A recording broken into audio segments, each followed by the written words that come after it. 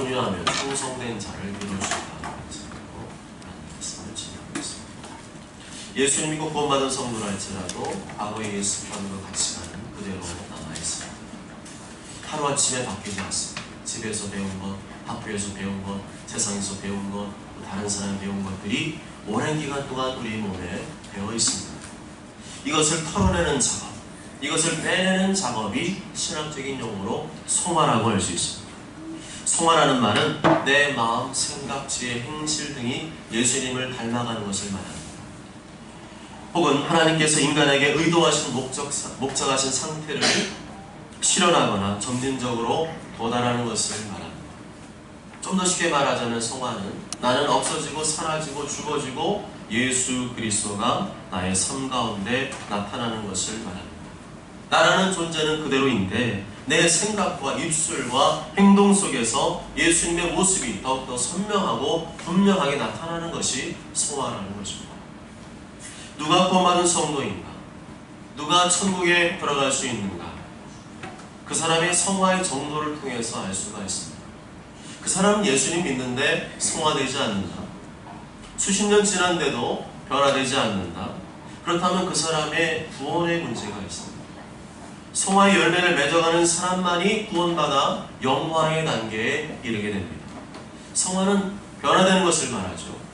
바뀌는 것을 말합니다.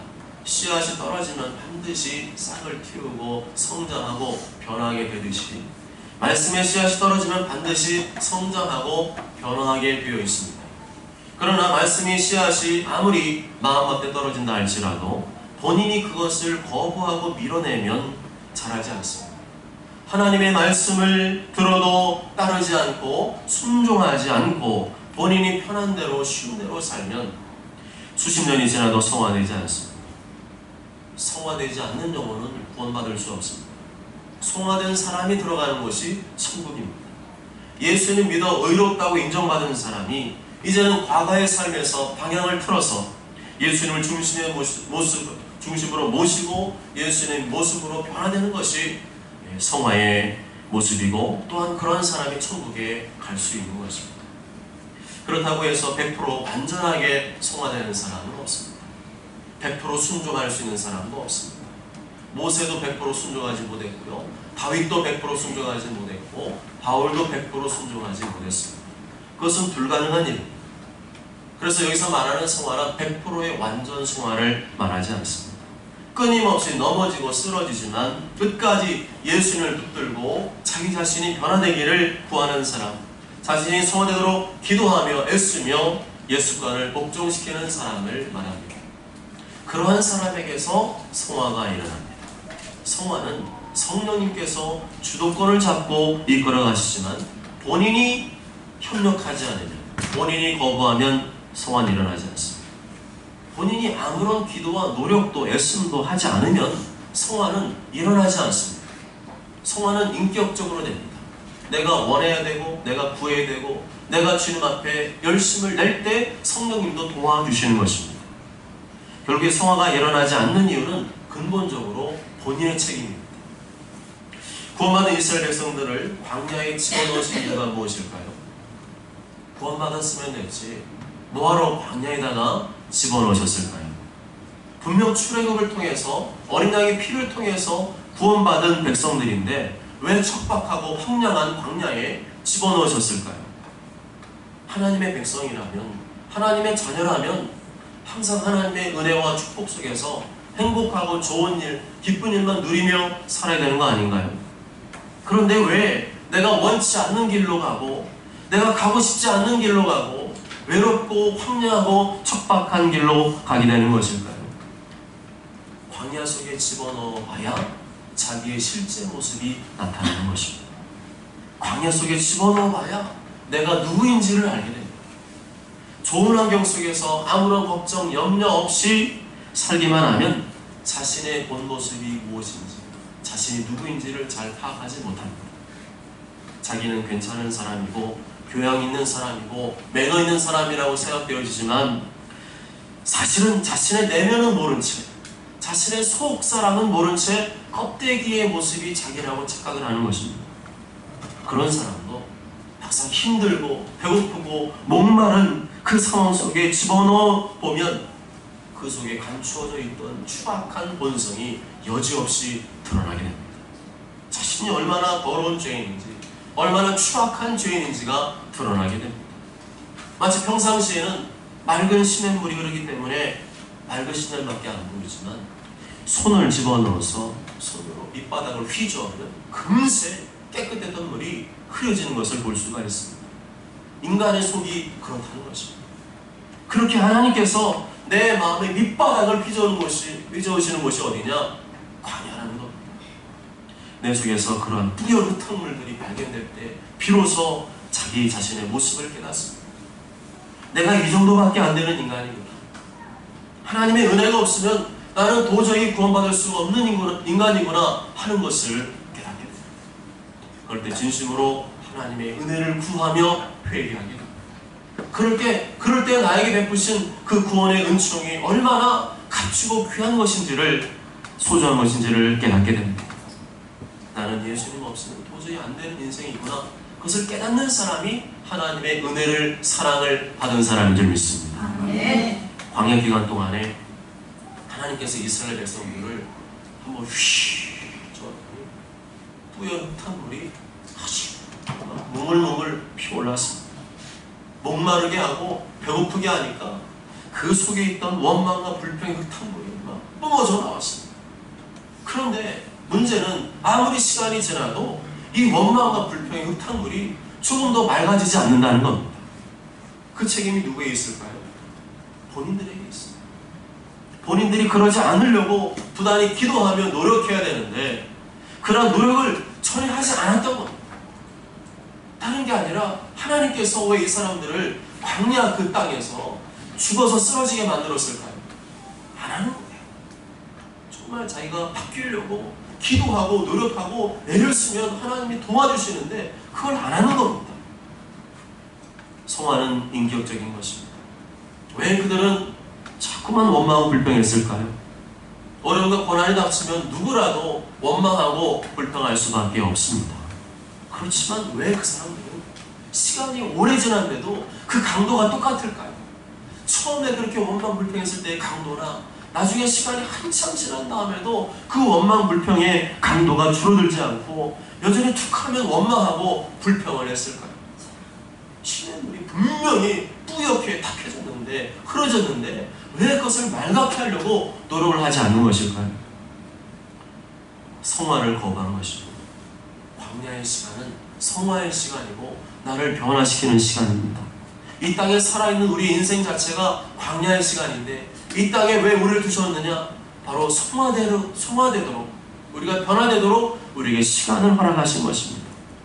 그러나 하나님의 섭리와 계획을 이해하지 못하고 깨닫지 못하면 어려운 현실 앞에 원망과 불평의 흙탕물을 계속 쏟아낼 수밖에 없는 것입니다.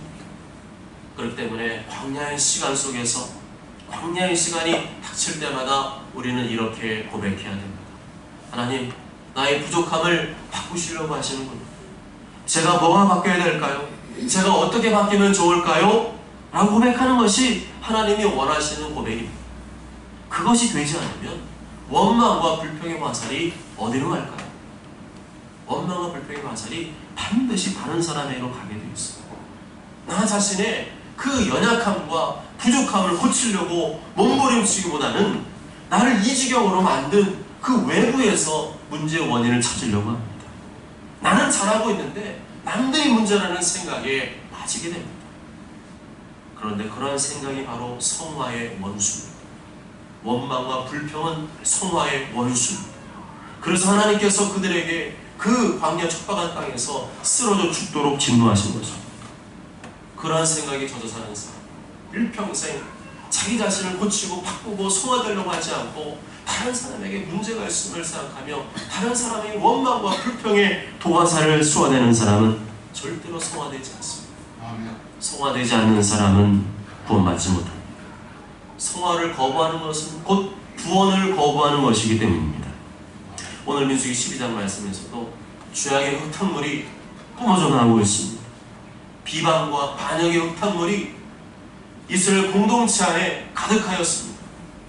모세의 최측근인 아론과 미리암이 이 흙탕물의 가세에서 모세를 비방하고 있습니다. 미리암과 아론이 모세를 비방합니다. 미리암과 아론은 서로 가족지간이죠. 지금 미리암과 아론이 형을 향해서, 동생을 향해서 질투심에서 항의한 게 아니에요. 모세의 형 아론은 대제사장이었습니다. 그리고 모세의 누나 미리암은 여선지자였어요. 하나님의 영으로 충만한 사람 중에서 우두머리였습니다.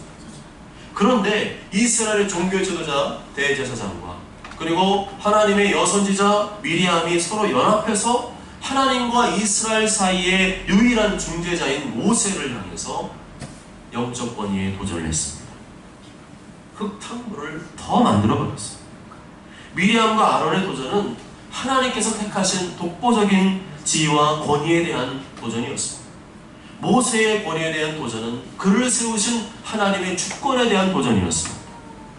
겉으로는 모세가 이방인 여자, 구스 여자, 에티오피아 여자와 결혼하는 것 때문에 문제에 대한 항의 차원으로 말한 것처럼 보이지만 사실은 그걸로 끝나지 않았습니다. 그것을 빌미로 해서, 그것을 건덕지로 해서 모세의 영적 권위에 도전하는 데까지 나갔습니다. 우리는 모세가 취한 구스 여자가 누구인지 정확히는 알지 못합니다. 성경에서는 자세히 말하지 않습니다. 그렇지만 그 여자는 분명히 출애굽할 때에 이스라엘 백성들과 함께 나온 이방인이라고 우리가 시작해 볼 수가 있습니다. 그렇다면 그 여자는 불신자는 아니에요. 하나님 믿는 여인인데 외국인이었고 이방인이었습니다.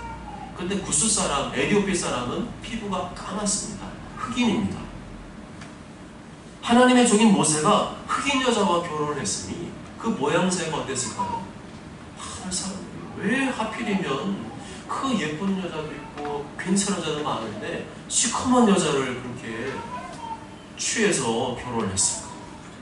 모세는 우리 이스라엘 대표하는 지도자인데 저 지도자가 어째서 많고만 여자 놔두고 새카만 여자를 구해가지고 다음에 태어날 애도 시커먼 게 나올 텐데 왜 그렇게 시커먼 거를 취했을까? 그게 이스라엘 지도자로서 덕이 되겠는가?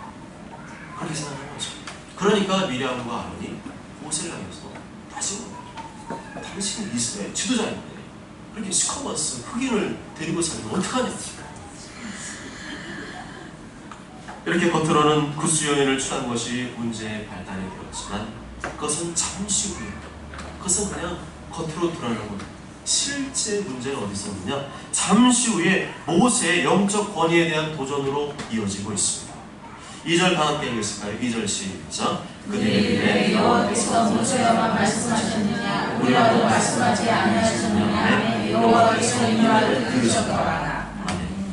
아론과 미리암은 하나님께서 우리들한테도 말씀하셨어요.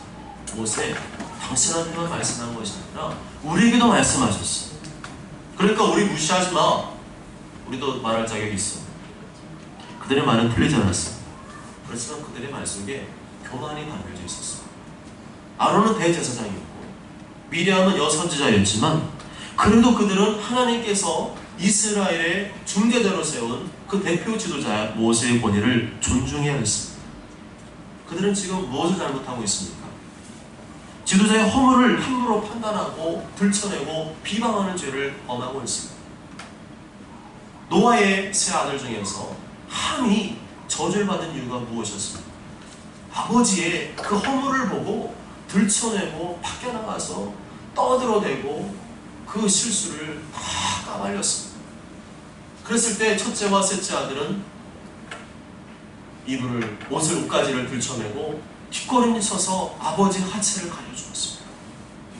그랬을 때 셈과 야벳은 축복을 받았지만 가나안은 저주를 받았고 또 형들의 종이 되는 그 수치를 당하게 되었습니다. 또 한 가지는 지도자의 권위를 무시하고 또 거역하는 죄를 범했다는 것입니다. 그야말로 그것이 그들의 흙탕물이었습니다. 그 전까지는 이 사람들의 흙탕물이 발견되지 않았어요. 그런데 흙탕물이 발견될 때가 있습니다. 각자의 가지고 있는 흙탕물은 아무도 몰라요. 각자마다 연약한 흙탕물이 있습니다. 다른 사람은 이렇게 휘저어도 꼼짝을 안 하는데 꼭 내가 싫어하는 거 있어요. 이것만 건드리면은 그냥 훅 나오는 흙탕물이 있습니다. 미리암과 아론의 흙탕물이 뭐였느냐? 바로 그것이었습니다. 이 영적 권위에 순종하기가 쉽지가 않았던 그런 흙탕물이 그 속에 여전히 남아 있었던 것입니다. 그들은 지도자였습니다. 지도자다운 행동을 보여야 됐습니다. 함께 백성들과 함께 동요할 것이 아니라 이스라엘 백성들 앞에서 이러한 상황이 되었을 때 본을 보여줘야 됐습니다. 지도자의 허물을 까발리고 들춰내기보다는 사랑으로 덮어주고 지도자를 위해서 기도하는 그런 본을 보여주어야 됐습니다. 그렇게 하였더라면 백성들은 미리암과 아론을 지지하지는 않았을지라도 하나님의 지지를 받았을 것입니다. 이러한 중요한 순간이 되면 사람들이 뭘 착각하느냐? 하나님의 지지를 받는 쪽으로 가야 되는데 백성들의 여론과 지지를 받는 쪽으로 가려고 합니다. 그래서 지금 미리암과 아론이 그때를 통해서 뭐 하려고 그런 거예요? 모세의 권위를 깎아내리려고 했던 거예요. 그래서 결국에 뭐 하려고 했던 겁니까? 우리도 하나님 말씀을 듣는 사람들이야. 자신들이 높아지려고 했던 것입니다. 그들은 하나님의 지지보다는 백성들의 지지를 더 중요하게 여겼습니다. 그런 사람들이 누구냐? 성도는 성도인데 정치꾼성. 정치꾼의 특징이 뭡니까? 철새예요, 철새. 여기 붙었다, 저기 붙었다, 저기 붙었다, 여기 붙었다. 그거는 성경이 말하는 성도의 모습이 아닙니다. 그러나 하나님의 지지를 더 중요하게 여기는 사람은 그렇게 간에 붙었다, 쓸개 붙었다 하지 않습니다. 사람들이 아무리 비난하고 선동해도 하나님께서 기뻐하시는 편을 택합니다. 권위를 존중하며 사랑하며 용서하며 덮어줍니다. 그 사람들이 그리스도님을 말씀해주고 있습니다. 모세는 아론과 미리암의 비방에 상처를 입었습니다. 가장 믿었던 사람, 가장 최측근의 사람으로부터 그 비방을 들었으니 얼마나 그 상처가 컸을까요? 그런데 모세는 아론과 미리암의 비방의 말을 듣고 침묵을 유지합니다. 아무런 항변도 하지 않고 변호하지 않고 맞대응하지 않습니다. 모세는 우리가 볼 때는 바보 같은 모습을 보여줍니다. 그러나 그것이 오늘 말씀 보면 모세의 온유함이었다고 했습니다. 억울하고 불안한 일을 만났을 때 우리는 쉽게 흥분하고 똑같이 맞대응하려고 합니다. 그러나 그럴 때일수록 냉정해야 됩니다. 감정적인 대응은 하나님께 지지를 받을 수가 없습니다. 모세는 하나님의 지지를 받는 방법을 알았습니다. 그것은 모세 자신이 직접 대응하지 않는 방법이었습니다. 하나님께 맡기는 방법이었습니다. 그렇게 하면 나를 대신해서 하나님께서 나서주실 것을 믿었던 것입니다. 저도 이런 방법을 사용합니다. 누가 열받게 할 때가 있습니다. 뭐 가족 안에 있을 수 있고 아니면 외부 사람들 중에서 정당한 거를 요구하거나 물었는데 그거 가지고 우리가 생각했던 반응과 전혀 다른 반응으로 역공격을 당하는 때가 있습니다. 여기 당구장 1층에 있는데 작년인가요? 재작년인가요? 여기 추우니까 안에 1층 현관문을 다 닫았잖아요. 이제 당구장이 담배를 못 피우도록 법으로 통과가 됐잖아요. 담배 냄새가 좀 피우면 이쪽으로 막 올라와요. 그러면 막 밤에 누워있는데도 냄새가 나고 그러면은 짜증이 나죠. 그래서 예전에 김방수 같으면 어떻게 했습니까? 벌떡 일어나가지고 당구장 문을 확 열어 제껴가지고 담배 피지 말래. 누가 담배 피는 거야? 여기 안 써있어? 10만원 벌금이야. 신고할 거야. 그런데 제가 예수님 믿고 나니까 또 목사잖아요. 온유함을 보여줍니다. 그런데 성경이 말하는 온유함이 뭔지 아세요? 피지 마세요. 이게 아니에요. 성경이 말하는 온유함은 침묵. 할 말 왜 없어요? 할 말 많죠. 제가 잘못한 거 아니잖아요. 할 말 많습니다. 그런데 침묵합니다. 그런데 기다립니다. 그러면서 누가 나서주길 기대할까요? 하나님이 나서주길 기대합니다. 장로님 나서주길 기대하는 게 아니라 권사님들이 가서 대신 막 싸워주길 기대하는 게 아니라 하나님께서 아시니 하나님께서 나서서 이 문제를 해결해 주시옵소서. 아멘. 그것을 기다릴 줄 아는 사람이, 침묵할 줄 아는 사람이 온유한 사람인 줄 믿습니다. 아멘. 모세가 원래부터 온유한 사람은 아니었습니다. 모세는요, 우리보다 훨씬 대단한 다혈질이었어요. 의협심이 강하고 정의로운 사람이었어요. 똑부러지는 사람이었어요. 같은 민족이 애굽 사람들로부터 학대받는 모습을 보고 그걸 참지 못하고 의협심으로 이것들이 우리 동포들을 갖다가 못살게 보내 하면서 그냥 한 방에 그냥 팍 해가지고 애굽 사람을 쳐 죽였어요. 그리고 모래로 싹 훔쳐버렸던 사람이에요. 모세는 감정적인 사람이었어요. 흥분을 잘하는 사람이었어요. 옳고 그름 떡 부러지는 사람이었어요. 그러나 의협심으로 사람을 죽인 죄 때문에 40년간 미디안 광야에서 쫓겨나 살면서 거기서 뭘 배웠느냐? 이 온유함을 배웠습니다. 낮아짐과 온유함을 그때서야 배우게 되었습니다. 이 사람 모세는 온유함이 지면의 모든 사람보다 더하다. 모세하면 온유한 사람, 온유한 사람 하면 모세였다는 겁니다. 얼마나 모세가 온유했던지 땅 위에서 그보다 온유한 사람을 찾아볼 수 없다고 하나님께서 인정해 주신 줄 믿습니다. 하나님 말씀, 하나님께서 모세는 내가 인정한다. 다른 놈들은 승질 부리고 난리 났는데 모세 혼자 쟤는 입 다물고 조용히 침묵하면서 꼭 나한테 와서 부탁하냐. 하나님 볼 때는 그것이 바로 온유함이다. 모세가 그러한 사람이었습니다. 여기서 말하는 온유함이란 히브리어로 겸손함을 말합니다. 그런 성경이 말하는 겸손한 사람은 우리가 온유한 사람은 속적으로 나긋나긋하고 부드럽고 비단결 같은 사람 생각하잖아요. 그런데 그보다는 하나님을 간절히 찾는 사람, 하나님을 온전히 따르는 사람이 바로 온유한 사람이다라고 표현합니다. 모세는 하나님 앞에서 매우 겸손한 사람이었어요. 문제가 터질 때마다, 일이 터질 때마다 한결같이 침묵하고 하나님만 바라보았습니다. 사람의 도움을 구하지 않고 하나님께 엎드리며 하나님만을 의지하며 살았습니다. 그 사람이 바로 성경이 말하는 온유한 사람이라는 것입니다. 이 사람 모세는 온유함이 지면의 모든 사람보다 더하다. 너네 잘 들어라. 미리암 아론 잘 들어라. 니들이 비방하고 있지만 모세는 내가 볼 때는 지면에서 최고로 온유한 사람이다.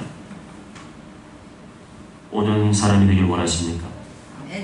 모세처럼 나도 하나님께서 너는 온유한 사람이구나 인정해 주길 원하십니까?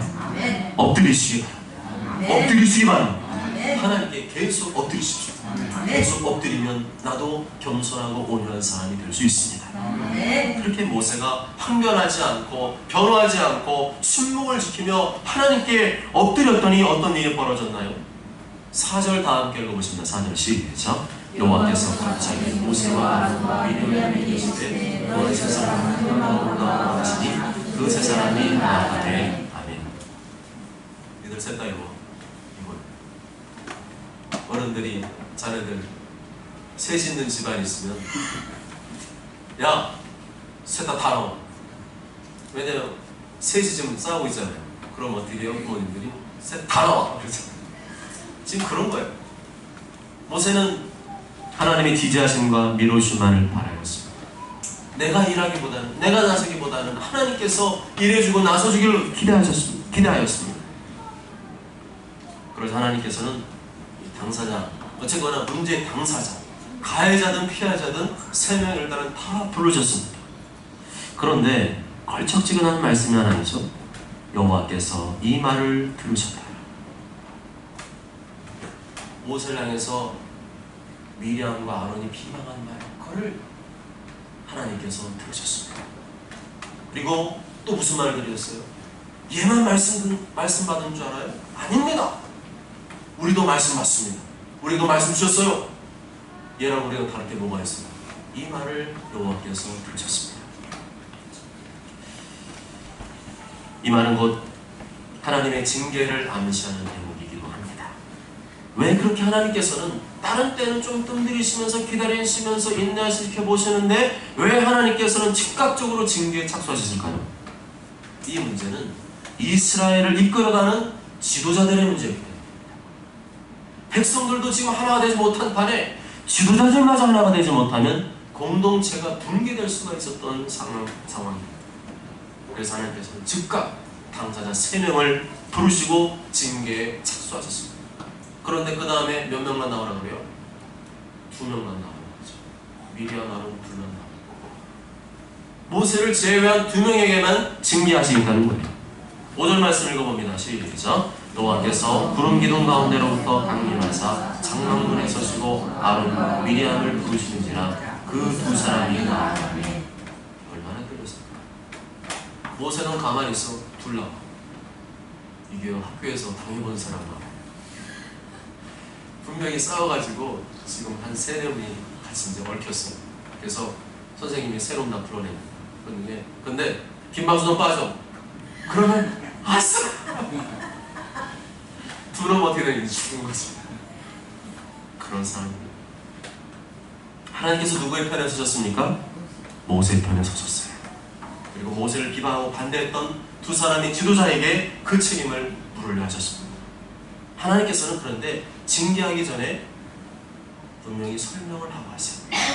너희들의 말이 뭐가 잘못됐는지, 너희들의 생각이 뭐가 잘못된지를 짚어내시고 깨닫게 하시고 이해하게 하시고 동의하게 하신 다음에 징계를 하십니다. 그러면서 뭘 얘기하십니까? 모세는 니들과 다르다는 거예요. 하나님께서 지금 그걸 말씀합니다. 니들 비슷한 것 같고 쌤쌤인 것 같지? 아니야, 내가 볼 때는 모세는 달라.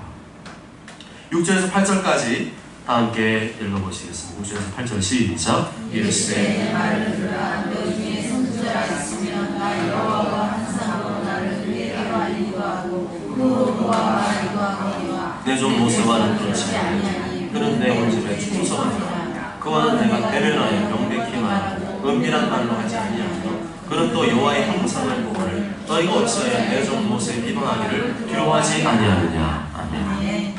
모세가 활약하던 당시에도 선지자들이 있었습니다. 하나님께서는 환상과 꿈을 통해서 명백한 말은 아니지만 수수께끼 같은 은밀한 말씀을 다른 선지자들에게도 주셨습니다. 미리암과 아론의 말이 맞는 것이었습니다. 그렇지만 모세는 그들과 다른 선지자라고 말씀합니다. 모세를 너희들과 똑같은 선지자라고 도매금하지 말라는 거예요. 왜냐하면 모세는 하나님께서 직접 대면하여 말씀하셨던 선지자이기 때문입니다. 빙빙 둘러서 환상이나 꿈으로 말하지 않고 그에게 명백히 분명하게 말씀하였던 선지자라는 것입니다. 또한 그는 하나님의 형상을, 아무도 본 하나님의 형상을 보았기 때문에 왜 모세를 두려워하지 않느냐 그렇게 말씀하셨습니다. 그리고 많은 사람, 구약시대 많은 사람들을 하나님의 종이라고 불렀지만 오직 모세만은 내 온 집에 충성하였다고 평가하십니다. 그리고 모세를 향해서 뭐라고 말씀하십니까? 내 종이었습니다. 이게 모세에게 얼마나 감동적인 단어였습니까? 이들 아무래도 내 종이야 모세는 이렇게 말했을 때 미리암과 아론은 거의 식고가는 분위기가 되는 거고 모세는 전율이 흐르는 상황입니다. 내 종 모세와는 그렇지 아니하니 그는 내 온 집에 충성하니라. 모세는 하나님께 충성스러운 사람이었습니다. 충성스럽다는 말은 히브리어로 확실하다, 진실하다는 뜻이 담겨 있습니다. 이게 무슨 말이에요? 변덕 안 부린다. 다른 놈들은 다 변덕 부리는데 모세는 변덕을 안 부린다. 모세는 언제나 그 자리에 지키면서 흔들리지 않았다는 겁니다. 미리암 아론 니들 다 흔들렸어. 그런데 모세는 항상 그 자리를 지키면서 흔들리지 않았어. 얘는 내 온 집에 하나님의 집에 충성이 되는 사람이에요. 이스라엘 백성들 이끌고 나올 때 애굽의 이집트의 바로 앞에 가서 말한다는 거 이거 두려운 일이에요. 그런데 모세는 그걸 했습니다. 얼마나 그 두려웠을까요? 애굽 군대 장군들이 쫙 도열하고 있는데 그 사이를 지나서 애굽왕 파라오에게 가서 하나님의 명령을, 하나님의 말씀을 전한다는 것, 이건 굉장히 두려운 일이었습니다. 그런데 모세가 해냈다는 거예요. 그리고 척박하고 광야한 광야길을 걸어갈 때에도 너희들은 다 원망하고 불평했는데 모세는 하나도 그러지 않았다. 아멘? 아멘. 그래서 뭐라는 거예요? 모세는 니들과 다르다. 니들 볼 때는 쌤쌤같이 아니라는 거예요. 그러면 어떻게 하라는 거예요? 모세의 영적권이 함부로 도전하고 흔들지 말라는 겁니다. 모세는 니들과 달라. 내가 직접 상대하는 종이고 내 온 집에 충성하는 종이야. 이들이 함부로 나서서 그를 비방하거나 대적하지 말라는 것입니다. 내 종은 내가 다루겠다는 것입니다. 실제로 하나님께서 모세가 잘못했을 때 하나님이 직접 모세를 다루십니다. 그거는 모세가 나한테 완전히 맡긴 것처럼 모세는 내가 임의로 내가 원하는 대로 다루겠다는 것입니다. 이렇게까지 내가 모세를 특별히 사랑하며 붙들고 있는데 너희들이 무엇이 간데 내 종 모세를 비방하기를 두려워하지 않느냐는 것입니다. 너희가 어찌하여 내 종 모세 비방하기를 두려워하지 아니하느냐. 사랑하는 여러분, 모세는 이 땅에 그 누구보다 온유한 사람이었습니다. 이 땅에 그 누구보다 하나님의 집에 충성된 사람이었습니다. 그런 완벽한 사람도 아니고 그에도 실수와 험은 있었지만 이 땅에 모세만한 사람이 없다고 평가해 주셨습니다. 하나님께서는 모든 사람을 사랑하시지만 예수님의 핏값으로 구원받은 성도들을 사랑하십니다. 하나님께서는 모든 성도들을 사랑하시지만 모세와 같이 하나님께서 친히 세우신 종들을 사랑하십니다. 하나님께서는 하나님의 종들을 다 사랑하시지만 모세처럼 온유하고 겸손하며 충성된 종을 특별히 사랑하십니다. 뭐라는 거예요? 사랑하시지만 똑같이 대우 안 하십니다. 하나님은 레벨을 다르게 대우하신다. 천국 갔을 때 우리 레벨 같을 것 같아요? 다르게 대우하십니다. 마찬가지입니다. 이 땅에서도 하나님의 종이라고 다 하나님의 종이 아니라 모세는 그 많은 종들 중에서도 온유하고 충성된 종이었다. 그러니 함부로 모세를 대적하지 말라 그렇게 말씀합니다. 그런데도 이러한 영적 질서와 권위를 두려워하지 않고 함부로 비방하고 대적하는 일은 스스로 하나님의 징계를 자초하는 일입니다. 그러면 우리는 언제나 내가 저 사람만 없으면 내가 올라갈 수 있는데 이게 사단이에요. 항상 하나님만 없으면 내가 하나님 자리에 올라갈 수 있는데 저 아담과 하와만 제거하면 내가 그 자리를 차지할 수 있는데 그게 바로 사단의 역사입니다. 우리 언제나 인간들의 지지보다는 하나님의 지지를 구해야 됩니다. 아론과 미리암처럼 인간들의 지지와 관심을 바라게 되면 하나님께로부터 버림받을 수도 있습니다. 비방하지 말고 원망하지 말아야 됩니다. 엎드려야 됩니다. 모세가 그랬다면 다른 사람도 그렇게 따라했다면 얼마나 좋았을까요? 미리암과 아론은 모세가 그럴 때마다 엎드리는 것을 봤습니다. 온유함을 봤습니다. 그러면 자신도 그렇게 했더라면 하나님께로부터 칭찬을 받았을 텐데 왜 그랬을까요? 하나님의 지지와 하나님의 밀어주심을 바라는 것이 아니라 사람들로부터 내가 좀 우쭐해지고 인기를 얻고 지지받기를 바라는 그러한 인간적인 욕심이 여전히 흙탕물이 남아있었던 것입니다. 그러기 위해서는 온유하고 겸손해야 됩니다. 하나님이 밀어주는 사람, 하나님이 지주하는 사람 되기 위해서는 오늘 모세처럼 하나님이 칭찬하는 것처럼 온유한 사람이 되고 충성된 사람이 되면 하나님께서 바로 나도 그렇게 인정해 줄 줄 믿습니다. 엎드리시고 하나님의 집에 맡겨진 일에 충성을 다하십시오. 그렇게 된다면 내가 열심을 내서 뭔가를 이루는 인생이 아니라 하나님께서 지지하시고 밀어주시는 인생이 될 줄 믿습니다. 모세처럼 모두가 아론과 미리암처럼 인간들의 지지를 바라는 인생이 아니라 모세와 같이 하나님 앞에서 온유하고 충성된 자가 되고 하나님께서 지지하시고 밀어주시는 복된 인생을 살게 되시길 주님의 이름으로 축복합니다. 아멘.